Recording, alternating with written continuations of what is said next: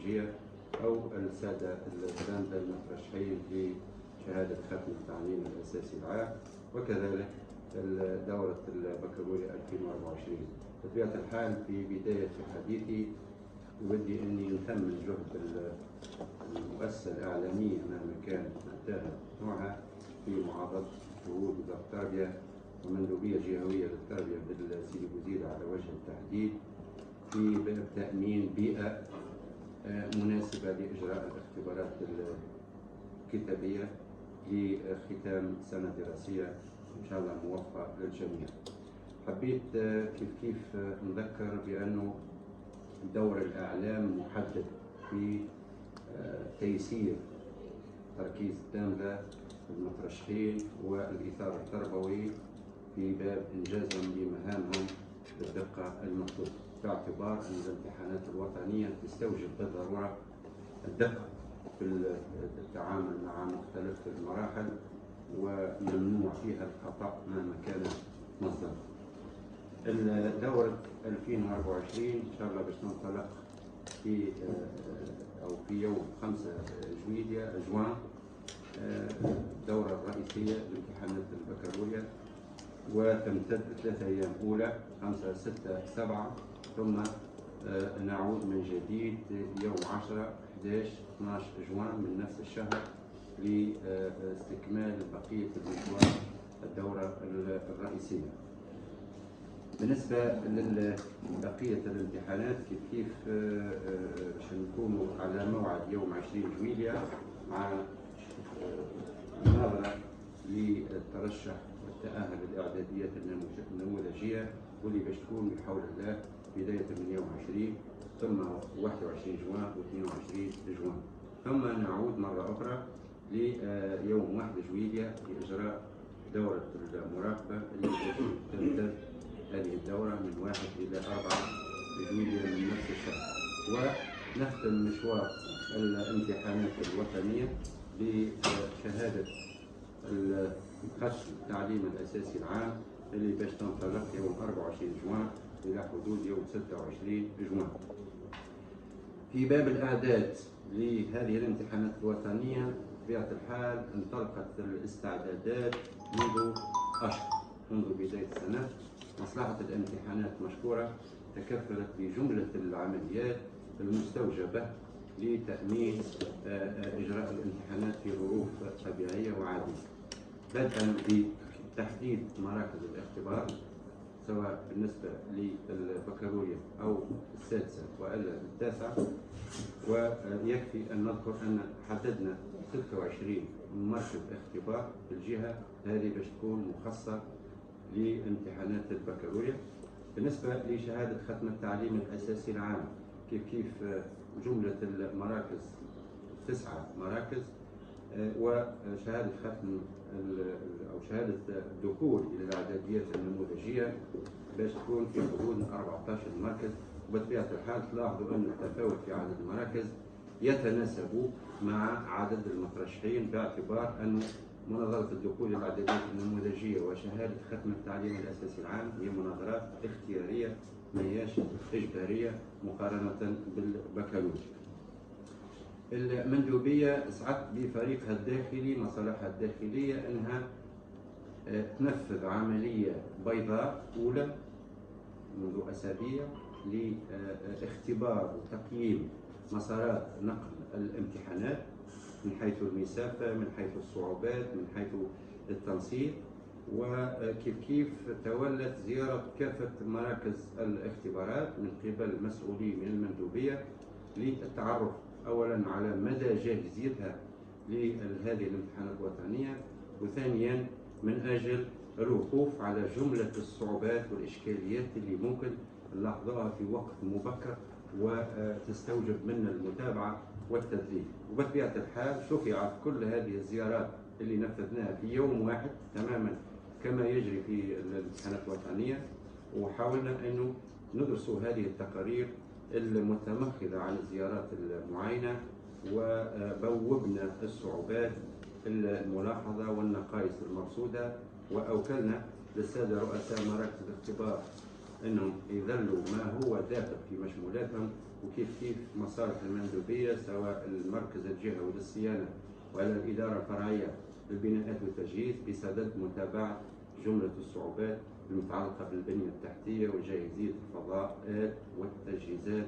على وجه الخاص. ان شاء الله نقول الى حدود اليوم نعتبر انه مراكزنا في حالة جاهزية على الأقل في حدها الأدنى، والعمل ما زال متواصل قبل الانطلاق للامتحانات كيف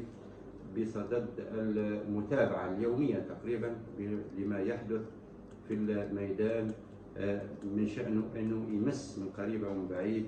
على الأقل الجانب التنظيمي في الامتحانات الوطنية. هذا نفس الشيء صار على مراكز السادسة، يعني منظمة الدخول الإعدادية النموذجية، وعلى شهادة ختم التعليم الأساسي.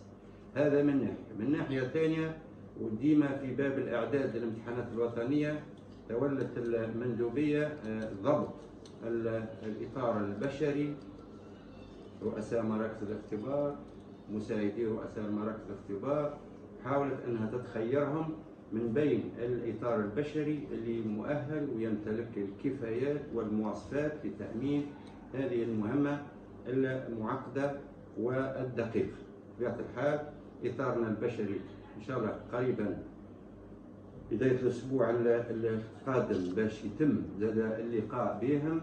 مع الإدارة العامة للامتحانات عن بعد وحضوريا معنا في المندوبية باش نمكنوهم من كل التوصيات المتعلقة بأدوارهم داخل مركز الاختبار، سواء كانوا مساعدي رؤساء مراكز أو رئيس المركز، المراقبين، الأعوان، كل واحد باش نحاولوا معاه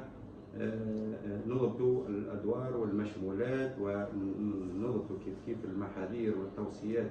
اللي ينبغي اعتمادها تأمين بيئة مادية مؤهلة لإجراء الامتحانات في ظرف طيب. بطبيعة الحال العملية التكوينية هذه باش تستمر وباش تتواصل مع مساعدي رؤساء المراكز في باب مشمولاتهم باش نضمنوا أكثر حظوظ للإطار البشري في توخي الدقة اللازمة أثناء إنجاز الامتحانات الوطنية. في باب ثاني وكيف في باب الإعداد للامتحانات الوطنية تولت المندوبية مع فريق العمل البيداغوجي سلطة الإشراف البيداغوجية بالجهة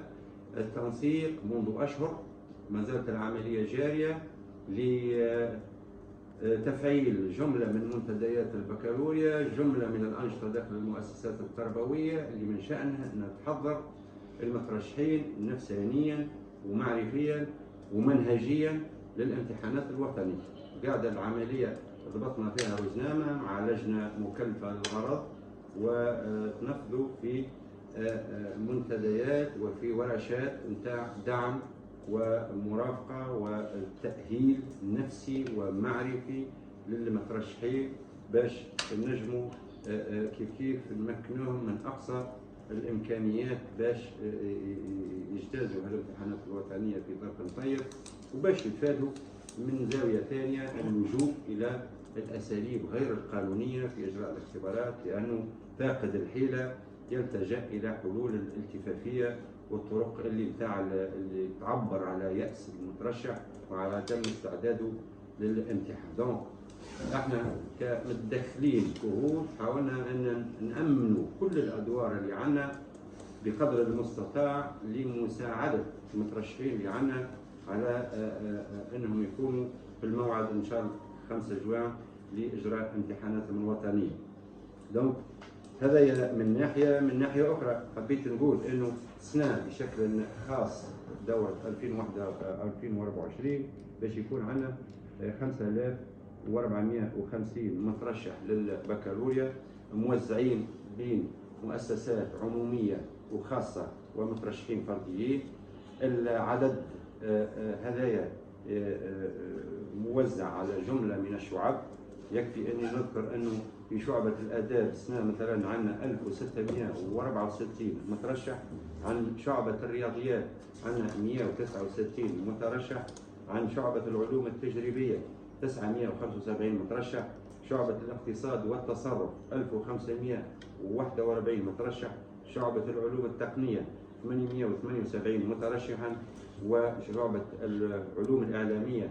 149 مترشح، وشعبة الرياضة أخيرا 73 مترشح، المجموع 5400 أو 450 مترشح. لو نقيسوا مثال من بين مؤشرات أو قراءة بعض هذه الأرقام، ممكن أن نفطنوا أنه إذا جمعنا فقط شعبة الآداب مع مترشحي شعبة الاقتصاد والتصرف باش نلقوا في حدود 59%، 58.8% من المترشحين لسيدي بوزيد لدورة 2024 بكالوريا هما منتسبين لشعبتي الآداب وشعبة الاقتصاد والتصرف، يعني تقريبا ثلثي العدد هما بين شعبتين وبقية والثلث موزع على بقية الشعب. هذا نعطيه الرقم هذا توقيا واستباقا لما يمكن أنه يحدث، لأننا نعلم تاريخيا أنه نتائج الجهة بشكل عام ديما تتعلق أو تتأثر بهالعدد هذا بالتحديد، سواء في علاقة بحالات الغش المرصودة سواء بالنتائج الجملية، يعني هما الكتلة الكبرى اللي ممكن تأثر في النتائج سلبا أو إيجابا. إذا احنا نجحنا في سيدي بوزيد أنه يكون عندنا عدد مهم من النجاحات في مستوى هاتين الشعبتين فالنتائج تكون طيبة، وإذا كان لا قدر الله ما ثماش الجودة في هالشعبتين هذوما تتأثر بقية الشعب، تتأثر النسبة العامة للجهة بشكل عام.